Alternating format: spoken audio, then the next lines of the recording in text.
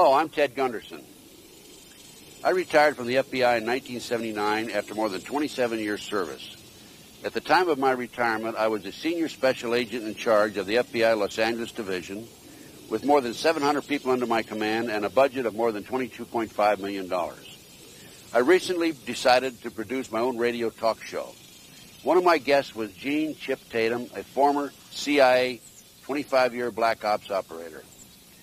At the end of the first show, of 2 hours, I decided this man had much more information to furnish than he could furnish in that 2-hour period. I had him back for 13 more shows. I interviewed him for a total of 26 hours. This man has a phenomenal story. I've checked his story out. I can definitely state to you this man is credible, and the information he's furnishing is the truth.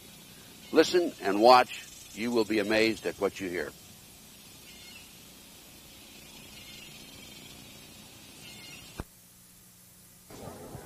Hi, my name is Chip Tatum, and I'm an ex-intelligence officer for the United States government. 25 years ago, I started my service as a young airman in the United States Air Force. I went through Special Forces training as a combat controller and was subsequently sent to Vietnam. During my tour in Vietnam, I was recruited onto a team called Team Red Rock. The operation that we performed was Operation Red Rock. It was an operation designed to move Lon Nol, the premier of Cambodia, off of the proverbial fence and onto the side of the U.S. government. During this operation, Team Red Rock was captured. Orders were given by the President of the United States that Team Red Rock should not return to the United States. During our captivity, all but 2 of us were tortured to death.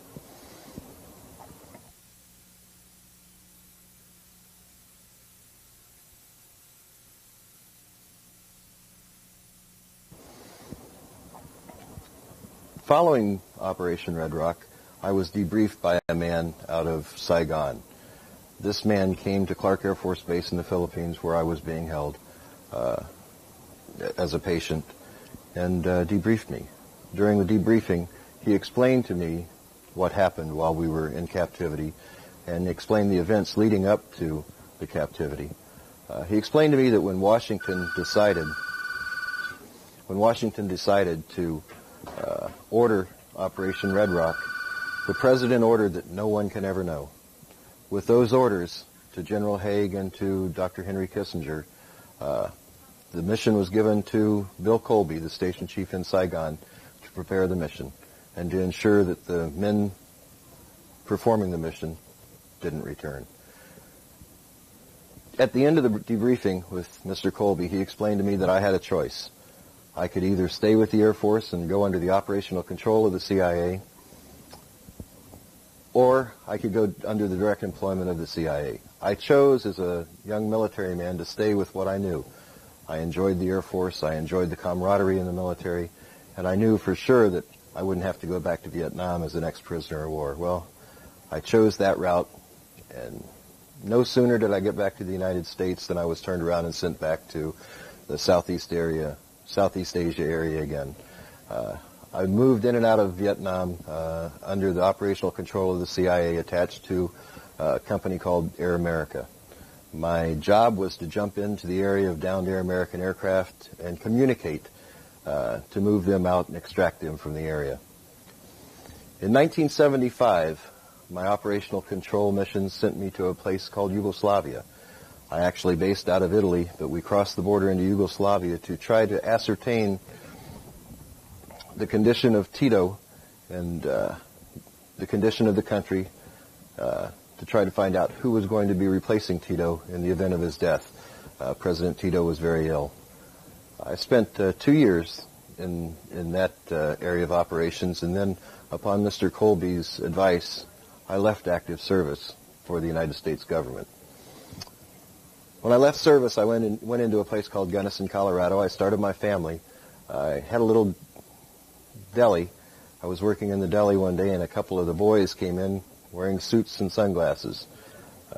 They told me that the government needed me, and I was reactivated involuntarily to the United States Army this time. I was sent to a place called Fort Campbell, Kentucky. Fort Campbell was basing a new special operations unit The buildup of this unit was in response to our problem in the Iranian desert in the failed hostage rescue unit under the Carter administration. The year was 1980. The activation of me into this unit brought on an all-new meaning to me in the area of intelligence work. Previous to this time, although Team Red Rock was betrayed by the President and his orders that we shouldn't return, I found no other involvement of the government in misdeeds. However, from the day I joined Task Force 160 at Fort Campbell, Kentucky, until today, I've seen nothing but government corruption. He said, pending before this court, and I won't bore you with the first language. By the way, copies of this are available over in our booth 228. Pending before this court is the defendant's motion, blah, blah, blah. It says, he even goes on to say that he believes we probably can prove all this evidence. But here's what he says we cannot talk about.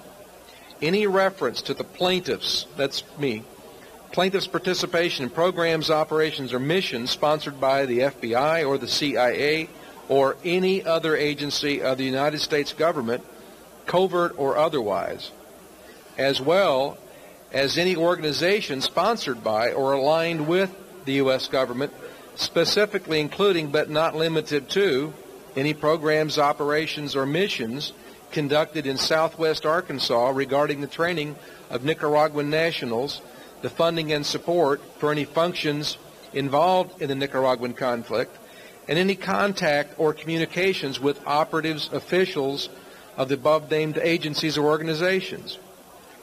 Any reference to President or Governor Bill Clinton and or Hillary Clinton and the Mina Ornella airports. Any references to Barry Seal and any alleged drug smuggling operation or other references to the Mina Ornella airports or to a business relationship of Barry Seal and Dan Lassiter, Lassiter and Company, and the Arkansas Development and Finance Authority, parenthesis ADFA, ADFA, and ADFA's former director, Bob Nash. It is so ordered this 8th day of March, 1996. That was our lawsuit. And out the window it went, which, as I said in my letter as I filed it back to the court, what I found most interesting was this motion went beyond our lawsuit. And nowhere in our suit had we even named some of the people they eliminated reference to, which obviously was their own admission that they knew exactly where their liabilities were and wanted to make sure that we didn't get into court and somehow bring in the real scandal of this story, which is the money laundering aspects of what was going on with the huge profits generated from the cocaine activity. Many of you will wonder why I've decided to come forward today and how I can come forward as an ex-officer for the CIA, for the DIA, or NSC. And let me explain that to you. I can come forward today because a federal judge has ordered at a federal trial that I was a defendant in, that the items that I wanted to discuss and present in my trial were not classified. And the reason he decided to do that is the last thing that judge wanted to do was allow that courtroom to hear what I had to say. He had to, first of all, under the CIPA requirements, that's Classified Information Procedures Act of federal court, he would have to get security clearances for all of the jurors, for the U.S. attorney, and for my attorney, and all of the clerks in the courtroom. No, judges, although the judges aren't required to have that clearance, he would have had to have his staff cleared. The clearances presented a problem in that it would have delayed the trial several months, and they would have had to allow me bond of some sort at that point. At that point, I'd been held without bond because I was a flight risk and a danger to society. The statement made by the Federal Bureau of Investigation after arresting me was that I had traveled outside of the country. Well, of course I had. That was my job. So that made me a flight risk. Even though my family lived here, I was still a flight risk. So I was held in prison. They can do that. They can do that for an undetermined amount of time in any federal case in the interest of justice. They can delay your speedy trial acts in the interest of justice and because the courts are backed up. So everyone needs to understand that the federal court system is a very one-sided system. It's interesting that during testimony by federal agents in the pretrial portion, in the bond portion, a federal agent is allowed to lie on the stand and won't be held accountable for that lie. They won't be prosecuted because it's very difficult for the U.S. Attorney's Office to prosecute their purported prime persons that will provide testimony during the body of the trial. But you know, here's an interesting thing. And I'm only using if for the benefit of those who are uninformed about what's going on. If the CIA has actually been involved in smuggling drugs into the United States, as I know for the last 45 years they've been doing, how do you keep all these people quiet? Because it takes a lot of people. Well, the way we keep them quiet is working with the Justice Department, and anybody that threatens to expose any of this, we simply charge them with offense. Either we fabricate the charges or simply charge them for doing what we ordered them to do, and they end up in federal prison. Usually federal judges will cooperate, as I describe in my books, where federal judges will not let them bring in any of the CIA witnesses or won't let them produce the CIA, the documents showing that they were CIA, and they end up in prison. And this, I mean, there's hundreds of people that this has happened to.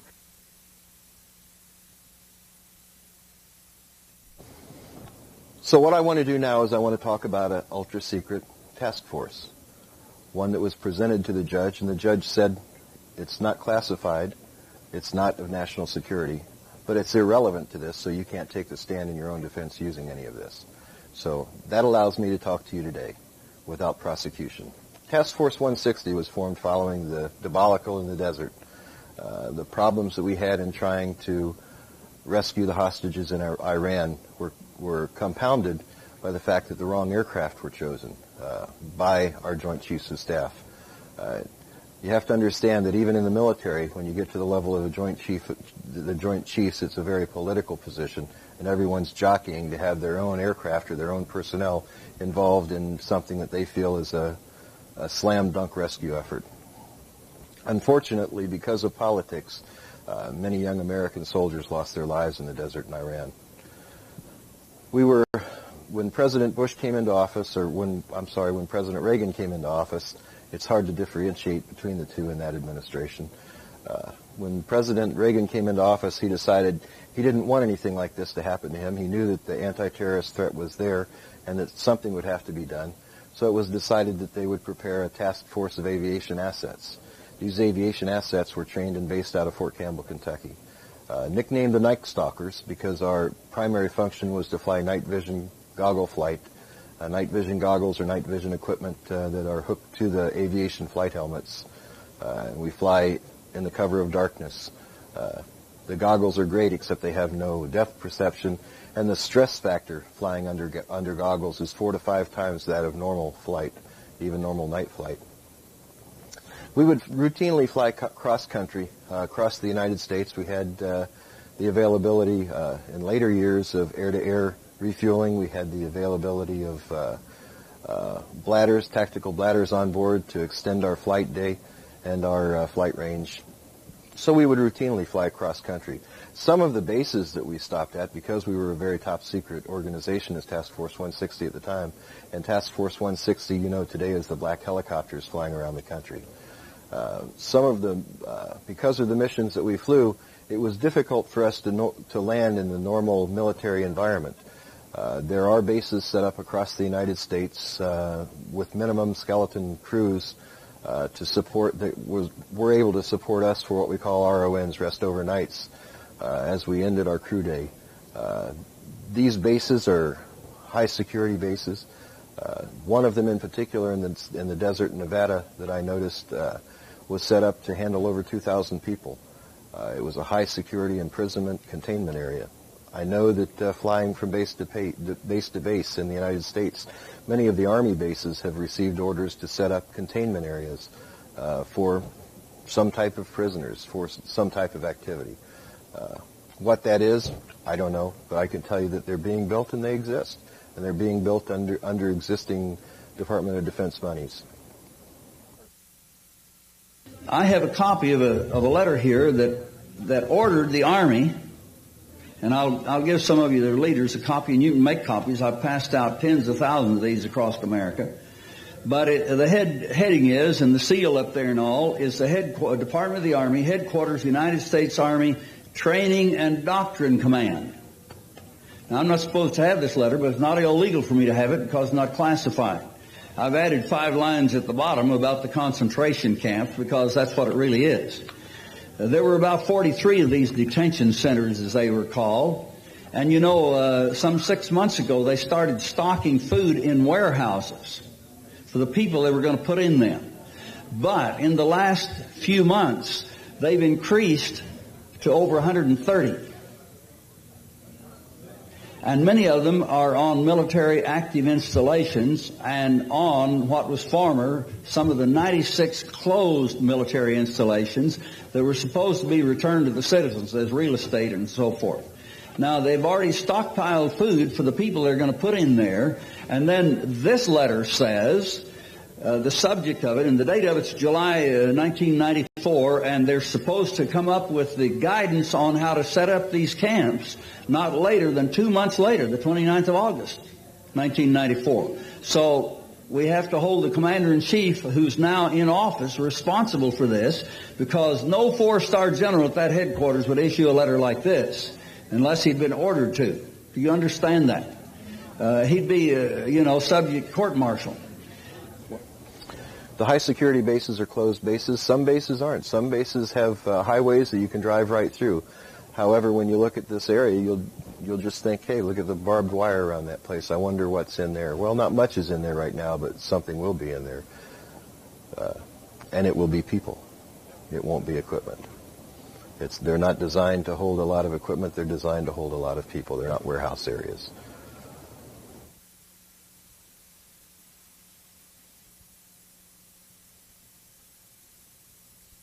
The primary mission of Task Force 160 was to support the anti-terrorism units such as Delta Force, the FBI Special Operation Group. We would provide aviation assets for those assets. On the military side, we would provide aviation assets for special operations, for the SEALs and so forth. However, direct orders and direct functions were controlled by the National Security Council. We didn't fall under the TO&E, which is the equipment. We weren't tasked as members of the military. We were a separate entity altogether. Didn't exist in the military. As a matter of fact, during the Grenada invasion, there's a picture of me from a Louisville newspaper standing on a beach in Grenada with my Hughes 500 with about 70 bullet holes, entry holes into it. I sustained 2 broken ribs during the attack, and nothing you will ever find will show that type of aircraft as being one of the aircraft on that invasion. Yet there's a picture of me not being there on the front of the newspaper. The particular reporter, Jim Malone, who's been trying to trace this and get the Air Force or the Army to own up to it, the Army still contends that doesn't exist. That didn't happen. Yet he's the man who was standing there talking to me on the beach, at the beachhead in Grenada.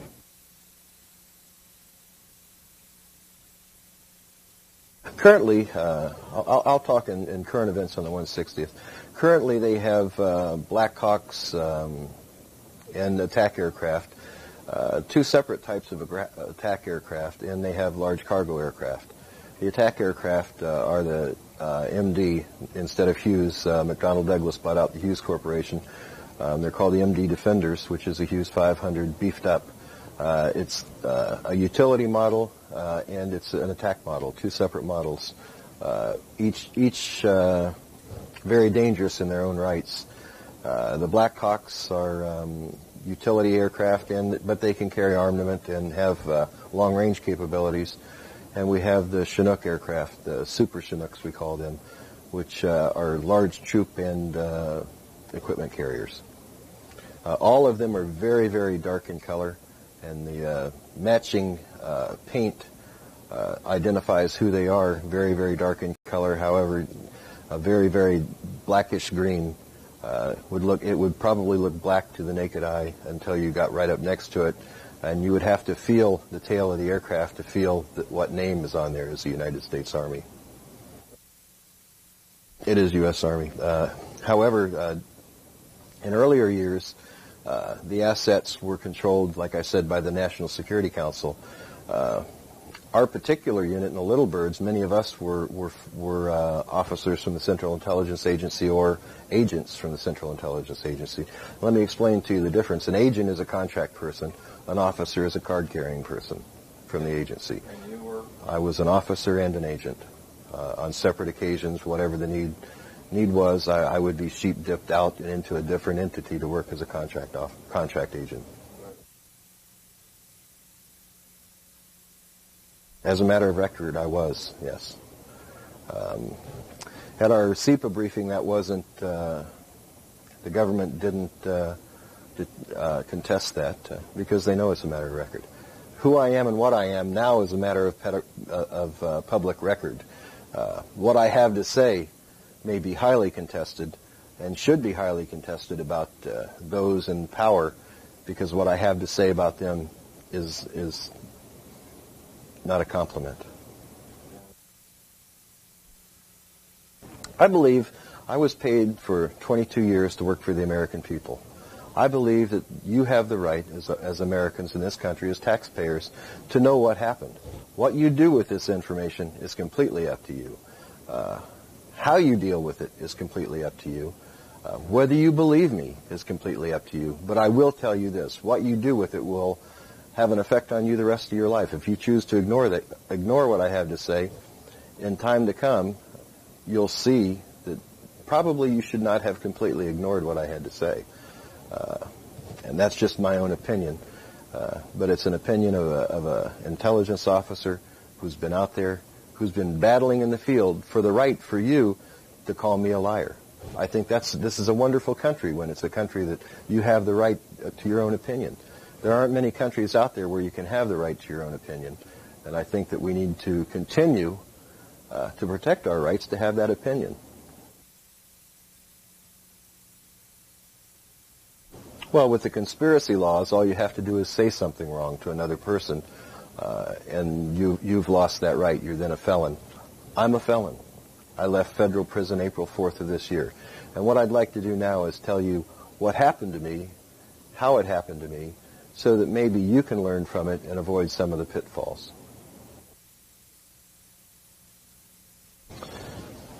In 1985, I was tasked with infiltrating a unit at Fort Stewart, Georgia. The unit was a medevac unit. In the military, their taskings are made far in advance on who's going to support certain activities. The Nicaraguan Revolution was well underway. The Boland Act was in place, and the Boland Act did not allow for U.S. elements to support the revolution in Nicaragua. The only way the United States government could support those were in humanitarian efforts. So as a medevac helicopter pilot, I would be able to support whatever the intelligence needs were posing as that medevac helicopter pilot. So I was tasked to infiltrate the 3rd of the 498th Med Company in Fort Stewart, Georgia, who would soon be getting a tasking to go to Honduras. I soon found myself in a place called Pomarola, Honduras, with U.S. Army crew. I was the only intelligence officer on that crew. The crew consisted of 2 aircraft and 2 crews. I was the executive officer of that.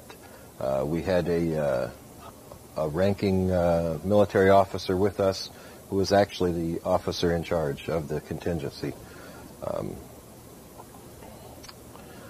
On February 26th, I was flying 2 pilots from Ilopango Air Base into the Contra camps.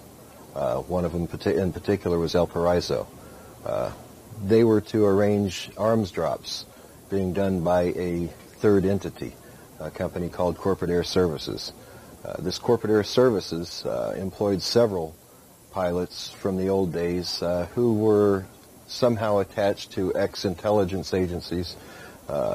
Some of them were even old Air America pilots. So you can imagine who might be the actual owner of Corporate Air Services. This was the group and part of the group that was owned by Ollie North's enterprise. You would find in 1986 these two pilots that I flew on February 26, 1985, were killed in a plane crash over Nicaragua. Eugene Hassenfuss survived that crash and was subsequently captured by the Nicaraguan government and sent back to the United States.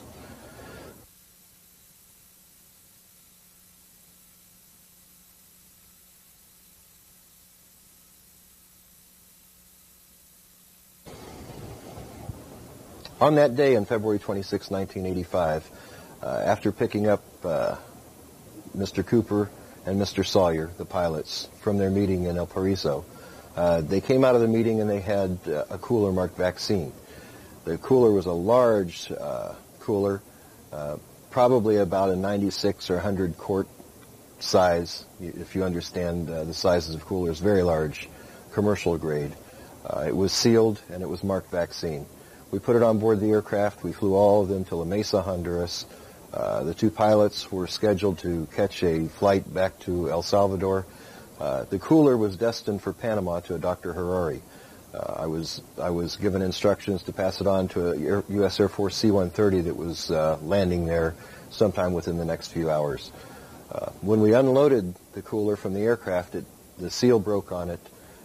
It popped open. I think that probably the hard landing that I had and bounced it around inside the aircraft on that particular occasion on a very hot day helped aid in breaking that seal. But when the seal broke, we found a large quantity of bricks wrapped in a blue medical tape. We opened it up. I put my finger across the powdery substance, crystalline type powder, put it on my tongue, and it immediately numbed my tongue. Previous experience told me that this was cocaine.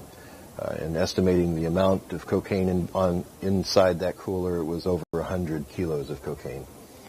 I asked the pilot who it was going to, and he said in Honduras, or in Panama, it was going to a man called Dr. Harari. Dr. Harari, I would find out later, was actually Mike Harari, a Mossad agent assigned to General Manuel Noriega as a confidant. Upon arriving back at Pomerola Air Base, I immediately went into our secure lines I called Washington Switch, and I advised them, my controller at Washington Switch, what I had found. My controller, a man codenamed Jake that I'd met in earlier years in Task Force 160, was actually Ollie North.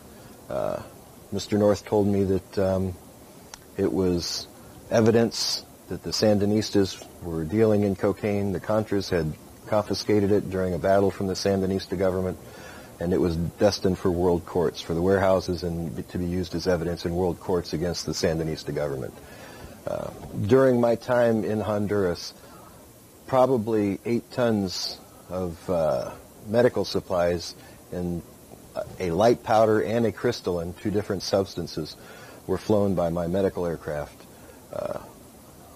Always marked medical supplies of some sort, and normally delivered to waiting C-130s or civilian C-123s or DC-3s in the area of operations. On one particular occasion, following my initial find, I had an engine failure. During the auto-rotation process, the blades on my aircraft had been put into a negative pitch position so that it would not auto-rotate correctly. After landing and having the maintenance officer look at the aircraft, we did survive the landing. It did damage the aircraft. But Mr. Cooper, our maintenance officer, looked at it and said, "It's amazing that you guys survived. These blades are completely negative pitch. They should never have rotated on their own. They should have gone into a counter-rotation and dropped you out of the sky like a Dipsy dumpster." Fortunately, having aviation skills that I have, and that's what I do for a living. I can fly an aircraft under any radar anywhere. That's my forte. That's why I was chosen for this, and that's how I was chosen to be used in the intelligence community throughout my career. Having survived that, we knew that there were some problems. So on the back of our flight plans, I would normally try to cover ourselves and provide insurance for what was going on. My passengers were written on the back of the flight plan after I landed. The cargo that we found on board the aircraft were written on the back of the flight plans after I landed. And anything having to do with the mission that was of interest were written on the back of the flight plans after I landed. This was all done at base operations where the flight plans were filed at Pomarola Air Base in Honduras. During this 3-month period, we collected a number of documents in both flight plans, mission briefs, and mission air-evac medical reports that we made these notes on. It's interesting that they aren't just my notes. I did have crew members who can corroborate most of what I have to say. They remember the instance as well. So you developed insurance, in other words? We developed an insurance policy in that manner, and in later years I found that I would have to develop even a greater insurance policy. The people I worked for, the people I flew, are all on these flight plans for this 3 to 4 month period. They were filed with base operations, and a very trusted Honduran government official kept those in his chain of custody so that they were protected through the years. In 1995, I went back to Honduras and I collected these documents after a threat from Ollie North to give up the documents or else. I knew that to give him the documents wasn't going to work. I knew where I'd end up if I gave him the documents. So in lieu of that, I went back to Honduras. I took my wife. We flew into Honduras. We were followed. When we landed in Belize first, I knew that we were being followed at that point. I was able to evade the person who was assigned to follow us so that I could meet with the person who had these documents. He gave me certified copies of the documents, and we returned to the U.S. Within 2 weeks of returning to the United States, I was arrested by the FBI and placed in prison. But let me tell you even a little more about the instances that followed my arrest.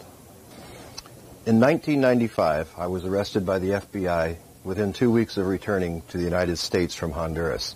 While in Honduras, I picked up certified copies of the documents, which I told you about earlier, and I'll show you copies of in just a moment.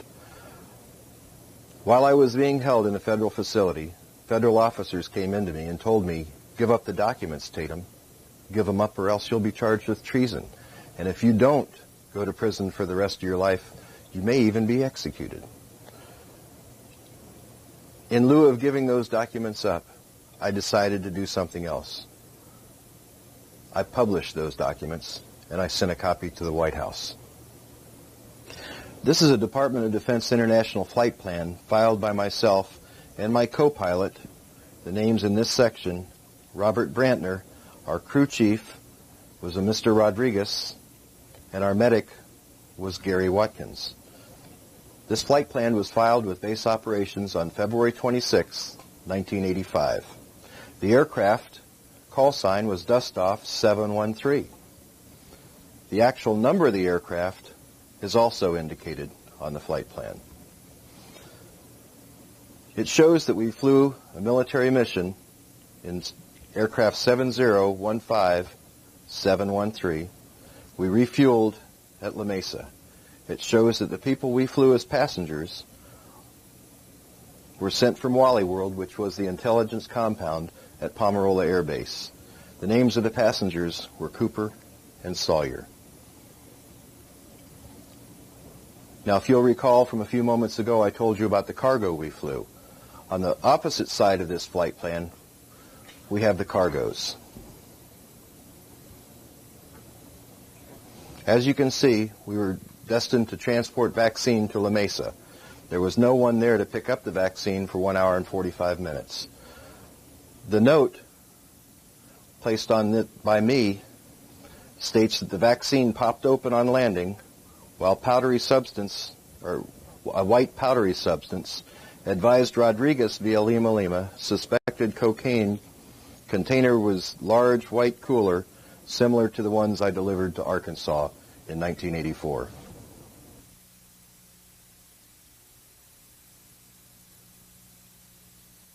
The stamp on it is copia certificata, which is a certified copy provided by the Honduran government.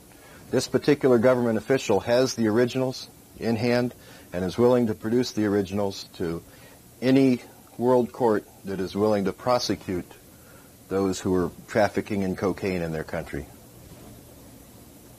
This is a flight plan dated 18 March 1985.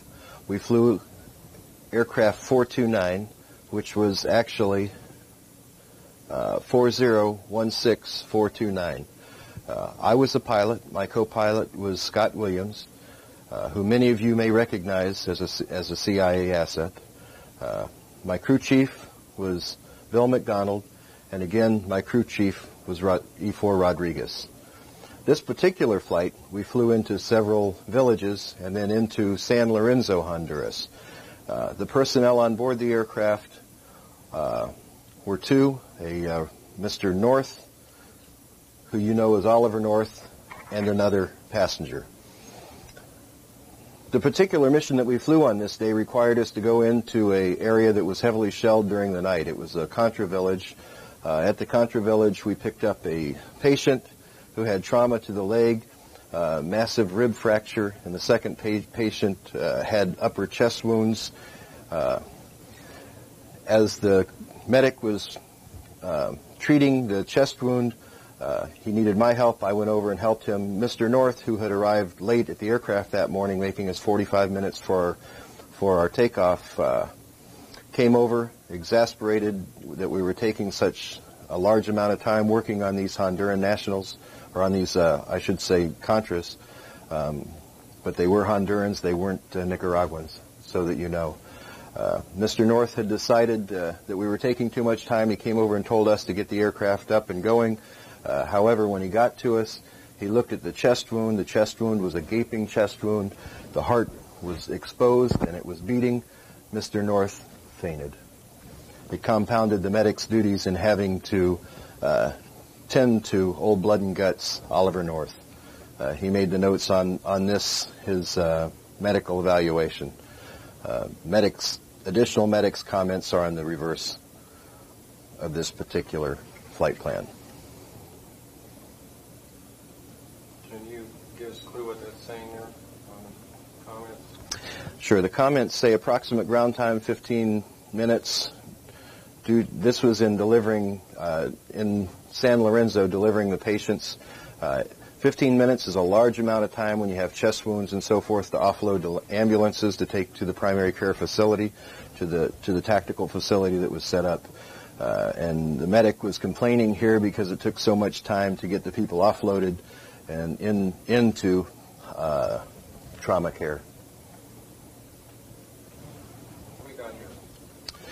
On the 16th of March, I was tasked to fly two individuals from Tegucigalpa on a sightseeing mission around Honduras, over the camps and back into Pomarola Air Base.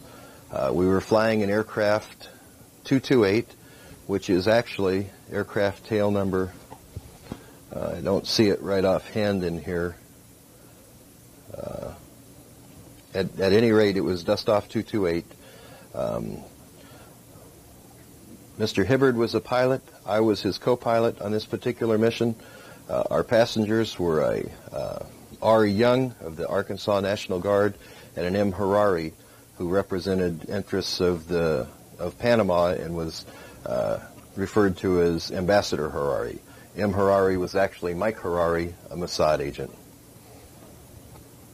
During the flight, I had installed a recorder, a cassette tape recorder that recorded all conversations on board the aircraft. We did activate that recorder during the flight. The personnel in the back of the aircraft, talking on our private intercom, did not know that what they were saying was not private. In the conversation between Mr. Harari and Mr. Young, Mr. Young was asking Mr. Harari basically, what's going on here? But he says Arkansas has the capability to manufacture anything in the area of weapons, and if we don't have it, we'll get it. Harari said in return, how about government controls? Well, Young then came in and said, the governor's on top of it, and if the feds get nosy, we hear about it and make a call. Then they're called off. He was looking around the countryside and continued, why the hell would anyone fight for a shithole like this? Harari referred, shaking his head in awe. What we do has nothing to do with preserving a country's integrity. It's just business. And third world countries see their destiny as defeating borders and expanding. The more of this mentality we can produce, the greater our wealth. We train and we arm. That's our job. And in return, we get a product, far more value than money for a gun. We're paid with the product, and we credit top dollar for the product. Still looking confused. Buddy was still looking confused, and Mike continued. Look, one gun and 3,000 rounds of ammo is $1,200. A kilo of product is about $1,000. We credit the Contras $1,500 for every kilo. That's top dollar for a kilo of cocaine down here. It's equivalent to the Americans' Kmart special, buy 4, get 1 free. On our side, we spend $1,200 for a kilo and sell it for $12,000 to $15,000. Now that's a profit center, and the market is much greater for the product than for the weapons. It's just good business sense, understand? Buddy responded with, damn, so you guys promote wars and revolution to provide weapons for drugs.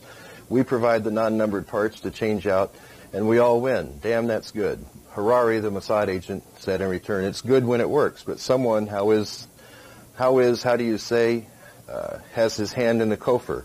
Buddy responding on the defensive. Well, we get our 10% right off the top, and that's plenty. Goofus can make it go a long way. Harari responded to that. Who is Goofus? Governor Clinton. That's our pet word for him. You know, they call the president POTUS for President of the United States. Well, we call Clinton Goofus for Governor of the United States. He thinks he is, anyhow. That's your problem in America, Harari responded. You have no respect for your elected officials. They're more powerful than you think and have ears everywhere. You should heed my words and be loyal to your leaders, especially when speaking to persons like me. Your remarks indicate a weakness, something our intelligence analysts look for. Hell, Mike, everybody knows that Clinton wants that White House and will do anything to get it.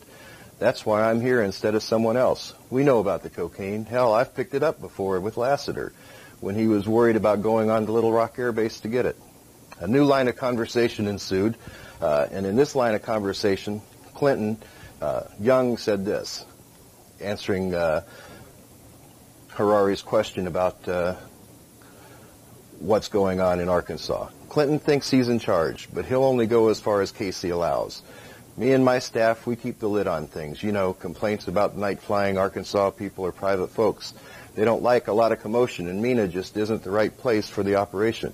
It keeps us busy at the shredder, if you know what I mean. Dan the man, speaking of Lassiter, he does magic with the money. Between him and Jack Stevens, we don't have to worry a bit about it. Then we got Parks. If there's any problem, he's the man. Finnis oversees our drop zone. Nash, he's just like the boss. Boss's yes man. Personally, I think he's a mistake. And in finishing their conversation, he spoke of a man named Barry Seal. Buddy Young said, Seal and his guys, I like his attitude, and leave the driving to us, he said, quoting one of Seal's good old boys, saying, you like Seal? Mike asked. Buddy returned with, hell, he's the only one I trust. Respect is the word. Do you see much of him? Harari asked. Hell yeah, we test drive Clinton's rides before we send him on, you know. He laughed, grinding his hips, saying, how much coke do you reckon you can make in a week? Harari responded with, one camp can produce 400 keys a week. The others are about half that. But that's just our operation here. We have other sources in various parts of the world. Why do you ask? What? Oh, the governor wanted to know our capacity. Mike, who else is on the team? Well, hell, I forget who I told you about. Harari ran down the list from his memory. And then Young continued, oh, there's a manufacturer, these two, and the tape stopped at that point.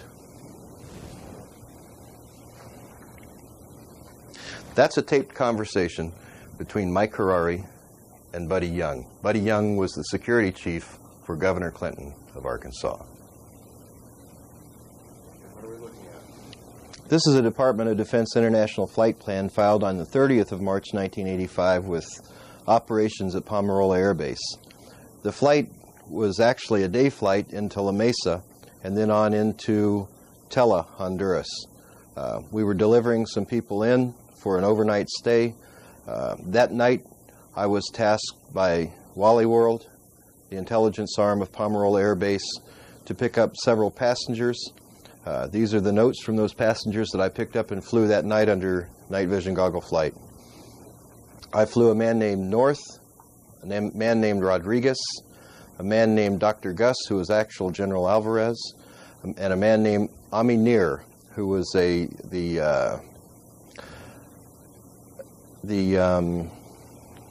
counterterrorism counselor to Shimon Peres of Israel. I flew them into Rus Rus, a camp outside of the main camp where a cocaine kitchen was operating by the Contras. We then went to Santa Ana, another cocaine kitchen in operation by the Contras. North said the following: Vice President Bush was going to take care of Seal and Noriega. They spoke about the meeting in Costa Rica 6 days prior. Said Barr had spoken to Bush via SATCOM. The Vice President ordered that Seal and Noriega be taken out. When Barr handed me the phone, Vice President Bush seemed very agitated. He wanted the serial number of Seal's aircraft. He said if we needed to, we may have to take extreme measures. He told me that these men were out of control. This shouldn't be happening, he said. Do you understand? I told him that I did, but I really didn't at that point. This shouldn't be happening, he had repeated. Now it's going into perspective. He wants a hit on Seal and Noriega. It'd be pretty easy, a cooler marked med supplies on Seal's plane, but one like we'd put on Torrijos' aircraft. One in Noriega's plane, too. That would take care of the problem. Barr said he'd take care of it, though. I wonder what he'll do. These were my notes on the 30th of March, 1985. I believe today we know exactly what he did to take care of Mr. Seal and Mr. Noriega. Initial conversations in that camp indicated that from Mr. North that Jeb would take care of it with his friends in Colombia. I believe in 1986, Barry Seal was assassinated by 3 Colombians. The documents you've viewed are contained in the Tatum Chronicles. The Tatum Chronicles are available by calling 1-800-201-7892, extension 58. That's 800-201-7892, extension 58. On the 19th of April, in La Mesa, Honduras, I was in the back of a CH-47 Chinook helicopter from the 159th Aviation Company and based out of Fort Campbell, Kentucky. They were a supporting element for Task Force 160. I had been tasked by Wally World to deliver some maps to them so that they had terrain maps to get into Rus Rus, the area that we just talked about with the cocaine kitchens. While taxiing in the aircraft, in the rear of the aircraft's main rotor blades meshed together. The aircraft subsequently came apart in flight. Fortunately, we were at a hover. Injuries sustained. No one died in the crash. Several of us sustained back and neck injuries. I received injuries which ended up causing compression fractures in 2 places in my back. This precluded me from flight duties for at least a year. However, because of the problems that resulted in working for the National Security Council, for the military, and for the CIA, who were all 3 my bosses in Honduras, we found that it was necessary for me to leave the restricting environment of the military. There were too many questions asked. As you'll see in the Tatum Chronicles, there are documents in there that talk about medevac flights being made and commanded by other than medevac assets. These were military messages being passed back and forth between Special Operations Command, Readiness Command, and other commands which were involved in the area of operations. So in April of 1986, I was recruited into and accepted the job of working for what is called today an operational subgroup. OSGs in 1986 were formed by authorization of the TWIG, which is the Terrorist Incident Working Group. In turn, the Terrorist Incident Working Group was authorized to be formed by the Special Situation Group, which was authorized by President Reagan in 1982. The Special Situation Group is a group which is chaired by our command elements of national security, defense intelligence, CIA, military intelligence, and other assets of the federal government, to include certain cabinets. This particular Special Situation Group chairs only in the event of a national security problem. There's a standing group which was formed to support this Special Situation Group called TWIG, the Terrorist Incident Working Group. This standing group was our command element for the operational subgroups. Under the National Security Decision Directive in 1986, we were allowed to employ the assets of civilian and foreign personnel to work with us in the OSGs. As an officer in the OSG, I was primarily tasked to the neutralization section. Neutralization section deals in aligning foreign nationals with the interests of the United States government. Let me give you an example. If you all recall, during the Nicaraguan rebellion, all we wanted Nicaragua to do, the Ortega regime, was to hold free elections. That's the whole purpose, supposedly, of the rebellion that we funded, of the Contras going into rebellious war with the Sandinista government. That was not accomplished. In 1989, it was decided that we'll never win this way. It's a guerrilla war. We all know where guerrilla wars end up. We were in Vietnam in a guerrilla war forever. And that wasn't functioning properly. It wasn't coming into a line. The alignment wasn't being done. It wasn't being accomplished. So it was decided that the OSG neutralization section would neutralize Mr. Ortega into alignment. To neutralize a person, we could do one of three things. We could intimidate them into it, we could coerce them into it, or we could take them out and prepare the next guy to align with our needs. Mr. Ortega, after being visited by an emissary of the United States on several occasions, refused to hold free elections. We decided at that point the refusal was unacceptable. We then sent an OSG member to him. That OSG member explained to Mr. Ortega that you have 2 weeks to announce free elections. If you don't in 2 weeks, we gave him the name of the man who was a very good friend of his and a second cousin that would be terminated, regardless of what you put around him. And we challenged him at that time. Put a battalion of your best soldiers around that man. He's still going to die if you don't hold free elections. 2 weeks later, his cousin died by missile fire. Within 2 weeks, Mr. Ortega announced the free elections for Nicaragua.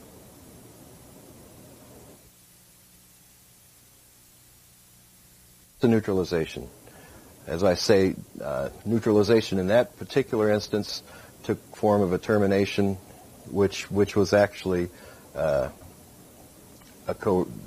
form of coercion, coercion or intimidation to align him.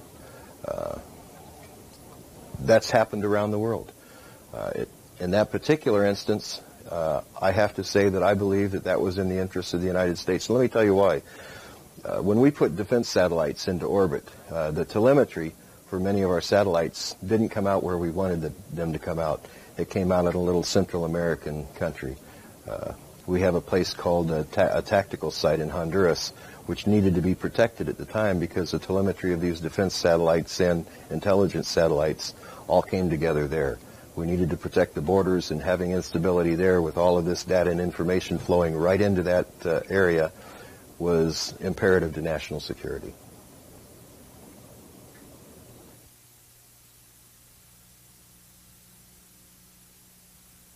As the OSGs grew, so did our taskings.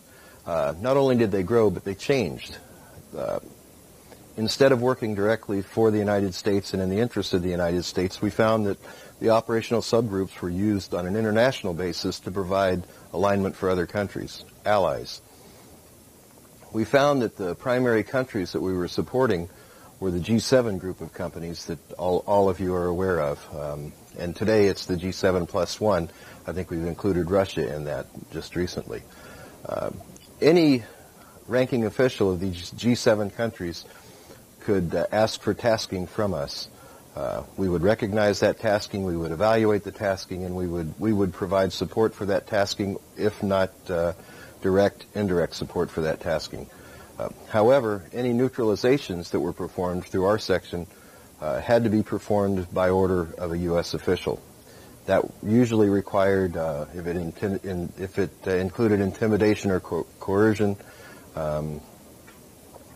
it was simply required by a ranking member of our National Security Council. If it went beyond that, it required the signature and authorization of the Executive Office of the United States.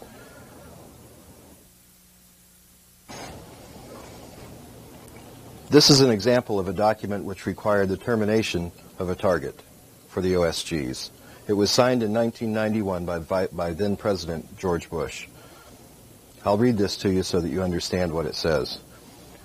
It was an activation order activating myself, DG Chip Tatum, codenamed Pegasus. You are hereby ordered into service of the United States government. It has been determined that, and then the name of the target is blacked out, and his nationality is blacked out, has illegally obtained documents which are of vital concern to the security of the United States and selected allies of the United States. It has therefore been determined by finding of the National Security Council that these documents must be recovered. Due to this determination, you are authorized to use whatever means necessary to recover said documents and ensure that this criminal is brought to justice. You are authorized to exceed existing regulations and FTMs to accomplish this mission. If loss of life occurs as a result of the performance of your duties, you shall be exempt and protected from prosecution. Can you explain what's going on there? Sure. This particular person had some documents in his possession that could implicate some of the leaders of this country in illegal activities. That's what it came down to. I won't name the name because I don't want to endanger my family from his family for any retribution. To say that we can exceed existing field training manuals and existing regulations simply means that we can shoot to kill. If I decide that I need to shoot to kill, the last paragraph that states that you shall be exempt from prosecution and means that the United States will exempt me from prosecution under Rule 12.3 of the Federal Code, and protected from prosecution implies that the world courts or other countries, I will be protected from them if they decide to try to prosecute. Okay. Why are you releasing this document now? Why is it coming out? I think that the American people need to know the level of what they're dealing with. I think they need to know exactly what to expect.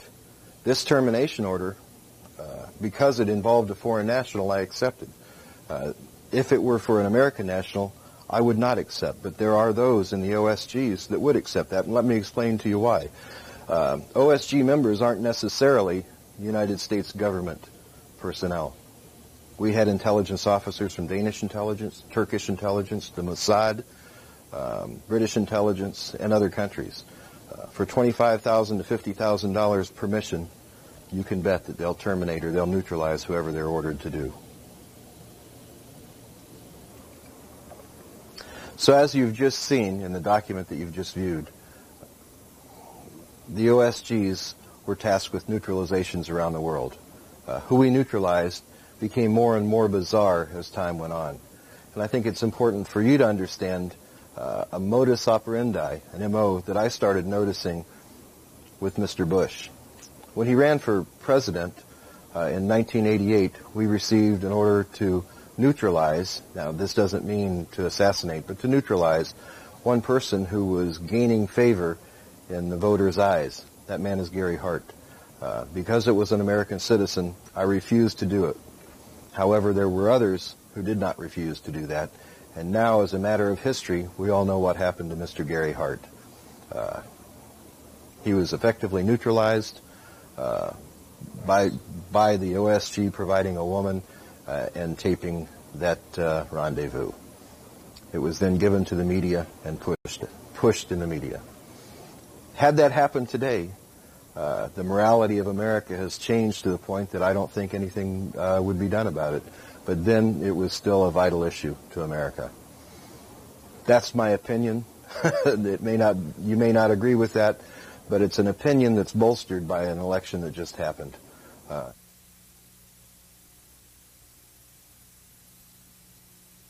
The next instance that I was tasked to neutralize an American citizen was in the 1992 election. I was asked to neutralize a candidate for a third party. This candidate was gaining favor in the voters' eyes. He was growing fast, and he's a person most of us know. His name is Atros Perot. These young people can cause the American people to regain confidence in their government overnight if they would put this in place, right?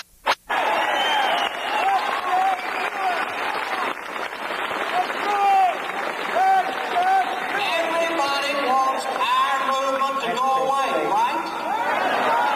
What better way to get us to start thinking about it than to do all the things that we felt ought to be done?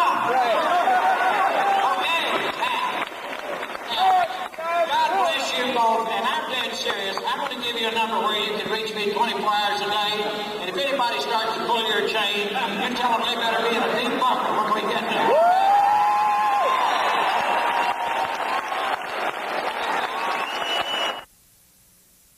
I was told to neutralize Perot in a meeting in early 1992, 1991, and I refused to do that.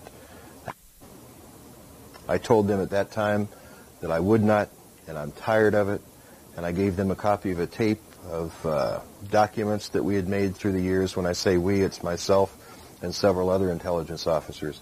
We call this our insurance policy. Those documents were given to my handler at the time. He was instructed to pass it on to Mr. Bush, who had given the order for Mr. Perot's neutralization. No, I don't think so. Had I been tasked with it, I simply would have intimidated him into not running for office. And I believe historically, if we're looking at what happened, that intimidation did take place. I did cause word to be given to him during that election that there was going to be a neutralization attempted and that he needed to be aware of it. He announced, I believe, early in the running that there was threats of blackmail made against him, something to do with his daughter, and he decided to drop out of the running.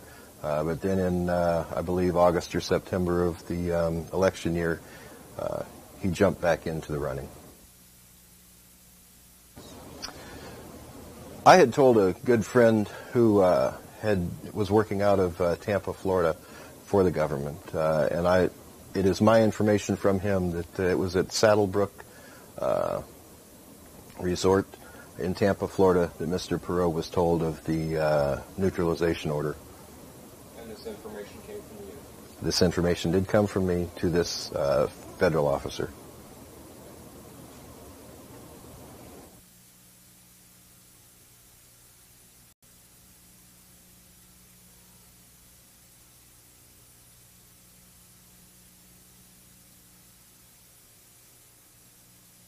As I reflect back now and think about my many years of intelligence service and the things that I had done, the missions that I had been given, and in later years working for the OSGs, I can see a very common thread, and it's a thread, and I'm not easily threatened, but it's a thread tied to a particular word, and that particular word has cropped up more and more in the most recent past by politicians.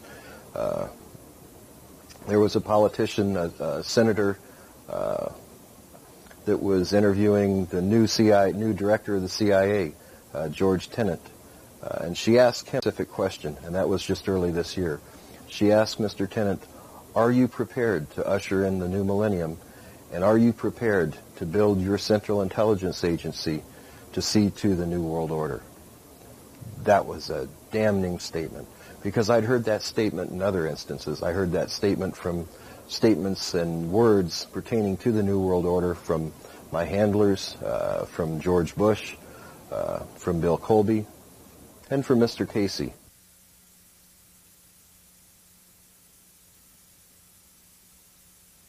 George Bush was one of the highest up that I'm aware of, if not the highest up that I was ever exposed to during the course of my White House Pentagon level mind control victimization. George Bush began with the United Nations. He went on to head our CIA. And then by everything that I witnessed and experienced, it was George Bush who was in control of our country through 3 administrations, because Ronald Reagan answers to George Bush. Then George Bush was in office himself. And after that, Bill Clinton went into office. And I heard Bill Clinton and George Bush once discussing how when the American populace became disillusioned with Republicans in control of our country, bringing us into the New World Order, that Bill Clinton, as a Democrat, would be put into office. And it was also my experience to have witnessed Bill Clinton answering to George Bush. So we certainly aren't blaming everything on George Bush. There's a lot of other players that are named in our book, Transformation of America. But it's very important that people understand who's at the top of this effort so that they know exactly what the problem really is. Now, let me define how anti-government I am not. Because I am not anti-U.S. Constitution. How many of you are totally for our U.S. Constitution? How many of you are totally against those who are trying to do away with our Constitution? How many of you did time in the military, or maybe you're an ex-policeman like me, and have sworn to uphold the Constitution against all enemies over there and over here, foreign and domestic? Okay, I have twice. And I was born in a conservative American family, and my dad was a conservative, and so I guess I'm now an extremist. Why? Because they want to discredit everybody who doesn't want world government. Everyone who won't buy the party line is now an extremist, you see, so we can be labeled.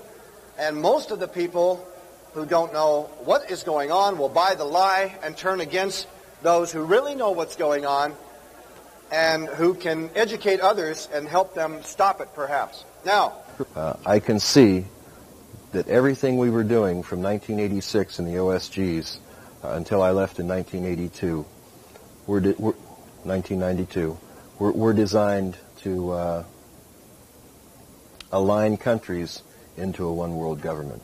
There's no doubt in my mind that that's what we were doing. There's no doubt in my mind that that timetable by the end of 2000 will be accomplished. As a matter of fact, having seen certain time schedules for things to happen, not understanding what it was designed for, I can say that they're ahead of schedule right now. It's our job to deter that, to slow that down, and perhaps by slowing that down, by slowing it down at the very top levels of these group of elite, perhaps we can give us common people the opportunity to come together and decide that there's something better than what they have planned for us in the New World Order. Well, I don't think that we have faced as critical a moment in American history since this republic began. And I say that advisedly. You look back over the course of our history, we've had a lot of crises. The great crisis of the Revolution and the Civil War and the Depression and the World Wars, we've been through an awful lot. But our founders predicted time and again that if the final threat ever came to the freedom of America, it would not be because of some external foe or invasion. It would be because somewhere along the way we lost the will, we lost the character, we lost the wherewithal to govern ourselves and retain our freedom. And I think you can see all around you in America today that there are signs that that crisis is upon us. A government that over the decades based on the claim of war and the claims of peace and the claims of every kind of crisis they can find, has expanded its bureaucratic control, its control over our resources, its control through regulation over every aspect of our lives. Some people have come along who seem to believe that it is the business of government to substitute for the work and the will and the energy and the responsibility of this great people. But you know, that's not how this country was built. It's not how we got here. It is not how we sustained its liberty during the 19th century or moved it to a position of world leadership in the 20th century. I do not believe that the challenge of politics in America is about the confidence we can have in our rulers. I believe it is about the confidence we must have in ourselves. And if we are willing once again to assert that true confidence, then I think that we can put this country back on its path toward glory. Pyramids. At the peak of the pyramid, you've got a tiny, tiny few people who know everything there is to know about that organization. They know its real agenda, its real motivation, where it's really seeking to go. The further you come down from that pyramid peak in any organization, you're meeting more and more and more people who know less and less and less about what that organization's agenda really is. They only know their part in it. They call it compartmentalization. I always also call it the mushroom approach. Keep them in the dark and feed them bullshit. Through this pyramid system, well into the 90% of people who are daily in their jobs in this city and other cities around the world, who are daily pushing this world towards more and more centralization of power on a global level, either don't realize they're doing it because they don't see the big pattern, or they don't realize the implications of what they're doing. And all these aspects of life, the banking system is a pyramid, so is the media, so is the secret society network of the world, so is the multinational corporation network. And at the peak of their pyramids, they fuse into one global pyramid peak, where a tiny few people, maybe no more than 13 families, pervade down the pyramid an all-encompassing policy which pushes us daily towards more and more centralization of power. But you know, if you look at the pyramid, where is the power in the pyramid? We've been conned and conditioned and programmed to believe that it's up there. It is not. That's up there because the rest of the pyramid, us, are holding it up there, and that's the only reason it exists. And that leads me to something else as I start to draw to a close here. And that is, it's okay standing at microphones like this and meetings like this and saying it's them, it's them, it's them. No!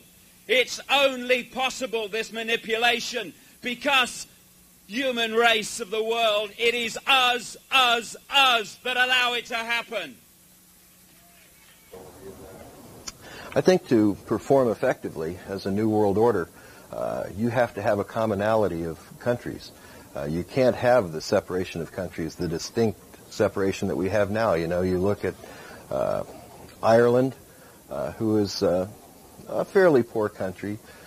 They don't have all of the conveniences that we do in America today. So I think conveniences will be lost in some countries, and conveniences will be gained in others. The two-car system in America, the heavy use of fuel in the United States, I don't think that we'll be successful in a one-world government with obtaining the fuels to sustain that. I think that there's going to have to be a change, and I think that the government is seeing to that change on a very, very slow but very, very precise schedule.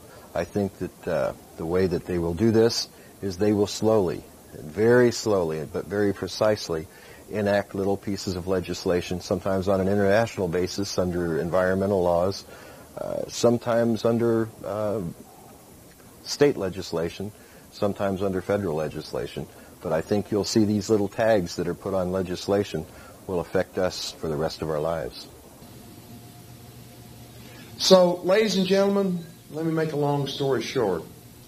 I think in reference to the subject of wetlands, drugs, guns, the environment, the FAA, FCC, atomic energy, which we haven't discussed, a variety of other matters.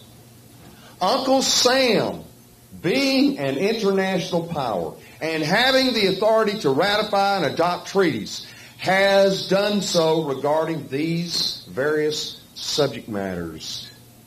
And when, in reference to some of these laws, that happens, it is quite often that Uncle Sam will come along and make a crime. You know, there are cases out there that have never been reversed where the United States Supreme Court says, gee, Congress does not possess the police power. If it doesn't have the police power, why are we having police powers being exercised? You can bet your bottom dollar that constitutionally, a lot of these crimes could fit where? Within the Constitution. Offenses against the laws of nations.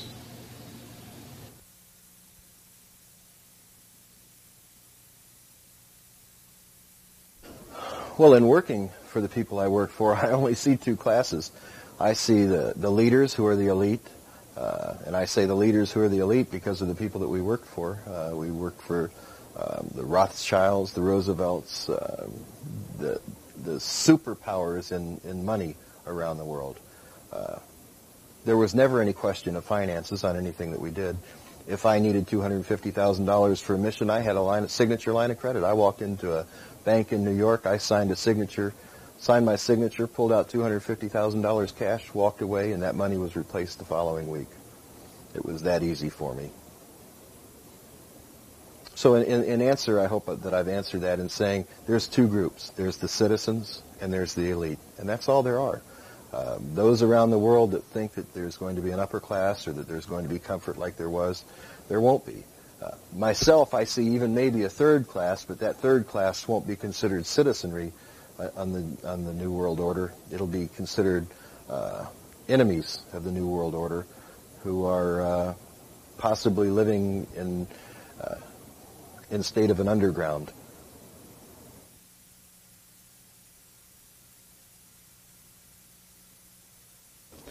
I think in summing up what I'd like to say to all of you who listen to this video and in the media, I'd like to ask one question. Is anybody there?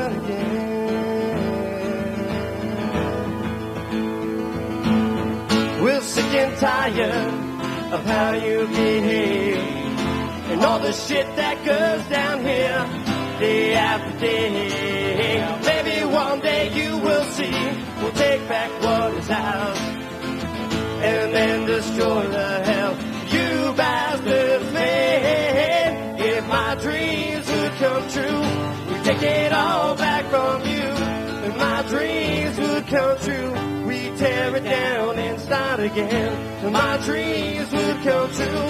We'd take it all back from you. If my dreams could come true, we'd tear it down and start again.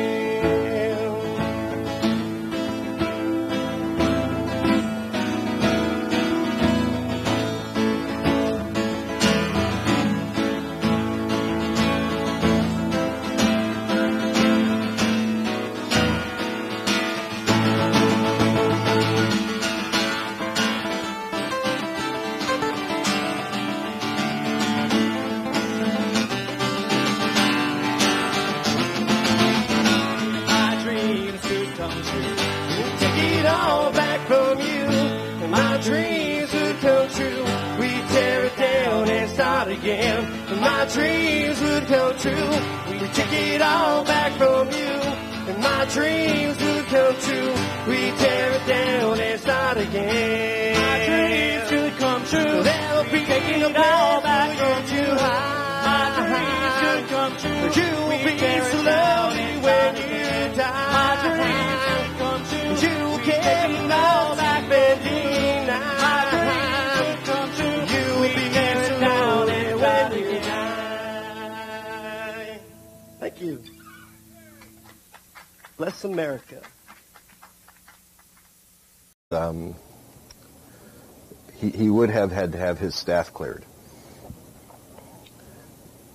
The clearances presented a problem in that it would have delayed the trial several months, and they would have had to allow me bond of some sort at that point. At that point, I'd been held without bond because I was a flight risk and a danger to society.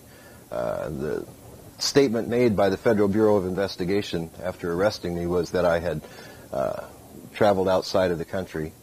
Well, of course I had. That was my job. So that made me a flight risk. Even though my family lived here, I was still a flight risk. So I was held in prison. They can do that. They can do that for an undetermined amount of time in any federal case in the interest of justice. They can delay your speedy trial acts in the interest of justice and because the courts are backed up. So everyone needs to understand that the federal court system is a very one-sided system. It's interesting that during testimony by federal agents in the pretrial portion, in the bond portion, a federal agent is allowed to lie on the stand and won't be held accountable for that lie. They won't be prosecuted because it's very difficult for the U.S. Attorney's Office to prosecute their purported prime persons that will provide testimony during the body of the trial. But you know, here's an interesting thing. And I'm only using if for the benefit of those who are uninformed about what's going on. If the CIA has actually been involved in smuggling drugs into the United States, as I know for the last 45 years they've been doing, how do you keep all these people quiet? Because it takes a lot of people. Well, the way we keep them quiet is working with the Justice Department, and anybody that threatens to expose any of this, we simply charge them with offense. Either we fabricate the charges or simply charge them for doing what we ordered them to do, and they end up in federal prison.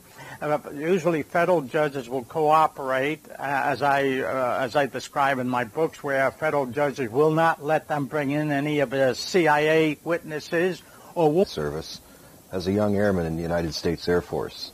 I went through Special Forces training as a combat controller and was subsequently sent to Vietnam. During my tour in Vietnam, I was recruited onto a team called Team Red Rock. The operation that we performed was Operation Red Rock. It was an operation designed to move Lon Nol, the premier of Cambodia, off of the proverbial fence and onto the side of the U.S. government. During this operation, Team Red Rock was captured. Orders were given by the President of the United States that Team Red Rock should not return to the United States. During our captivity, all but 2 of us were tortured to death.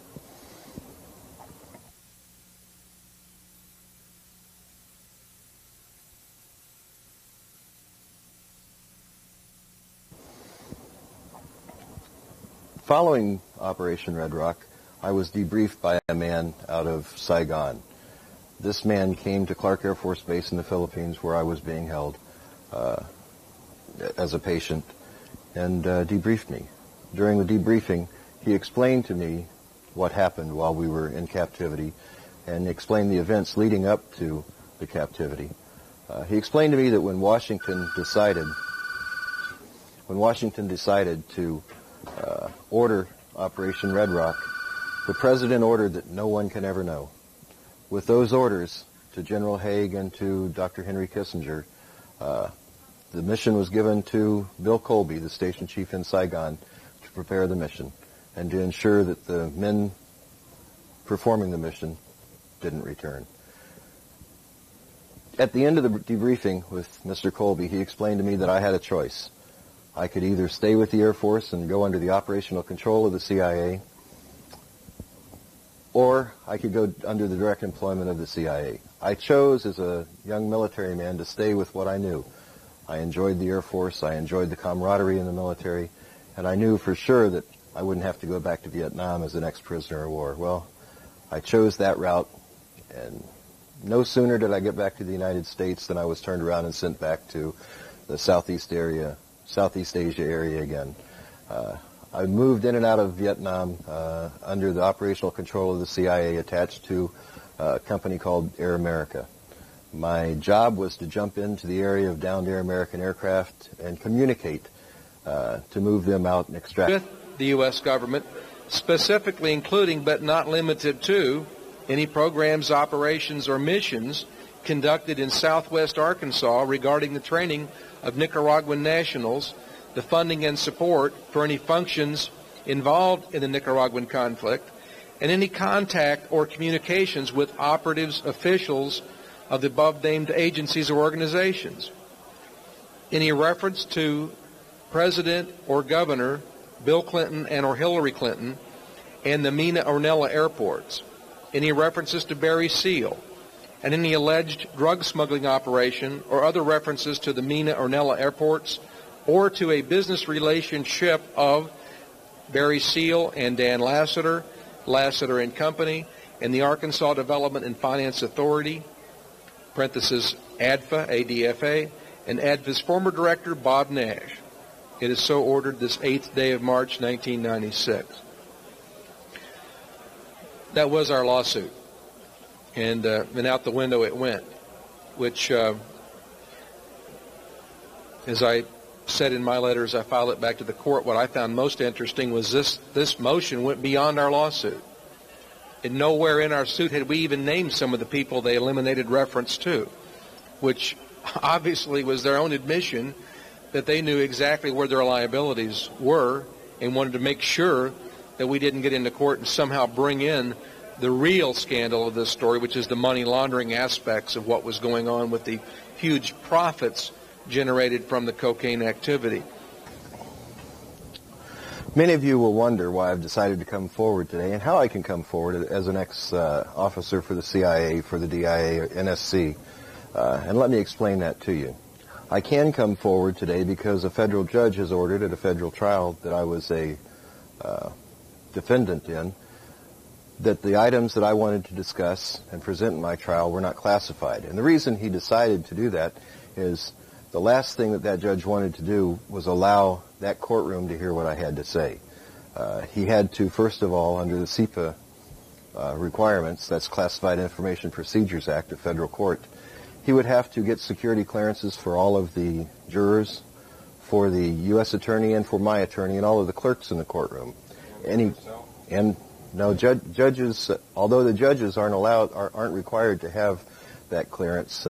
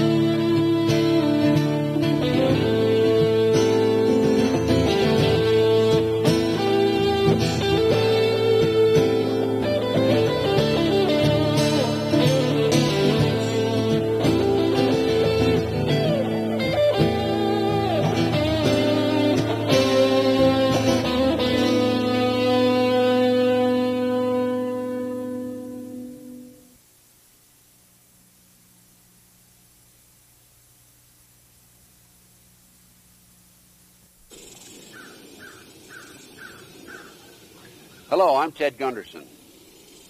I retired from the FBI in 1979 after more than 27 years service. At the time of my retirement, I was a senior special agent in charge of the FBI Los Angeles Division with more than 700 people under my command and a budget of more than $22.5 million. I recently decided to produce my own radio talk show.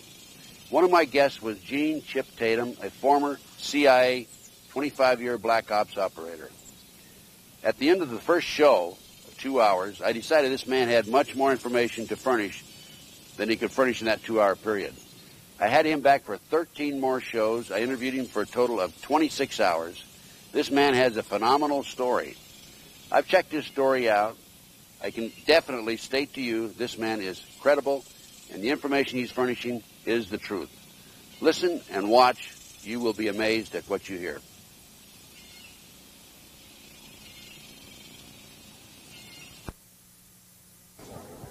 Hi, my name's Chip Tatum, and I'm an ex-intelligence officer for the United States government. 25 years ago, I started my active from the area. In 1975, my operational control mission sent me to a place called Yugoslavia. I actually based out of Italy, but we crossed the border into Yugoslavia to try to ascertain the condition of Tito and the condition of the country, to try to find out who was going to be replacing Tito in the event of his death. President Tito was very ill. I spent 2 years in that area of operations, and then upon Mr. Colby's advice, I left active service for the United States government. When I left service, I went into a place called Gunnison, Colorado. I started my family. I had a little deli. I was working in the deli one day, and a couple of the boys came in wearing suits and sunglasses. They told me that the government needed me, and I was reactivated involuntarily to the United States Army this time. I was sent to a place called Fort Campbell, Kentucky. Fort Campbell was basing a new special operations unit. The buildup of this unit was in response to our problem in the Iranian desert in the failed hostage rescue unit under the Carter administration. The year was 1980. The activation of me into this unit brought on an all-new meaning to me in the area of intelligence work. Previous to this time, although Team Red Rock was betrayed by the President and his orders that we shouldn't return, I found no other involvement of the government in misdeeds. However, from the day I joined Task Force 160 at Fort Campbell, Kentucky, until today, I've seen nothing but government corruption. He said, pending before this court, and I won't bore you with the first language. By the way, copies of this are available over in our booth 228. Pending before this court is the defendant's motion, blah, blah, blah. It says, he even goes on to say that he believes we probably can prove all this evidence. But here's what he says we cannot talk about. Any reference to the plaintiffs, that's me, plaintiffs' participation in programs, operations, or missions sponsored by the FBI or the CIA or any other agency of the United States government, covert or otherwise, as well as any organization sponsored by or aligned with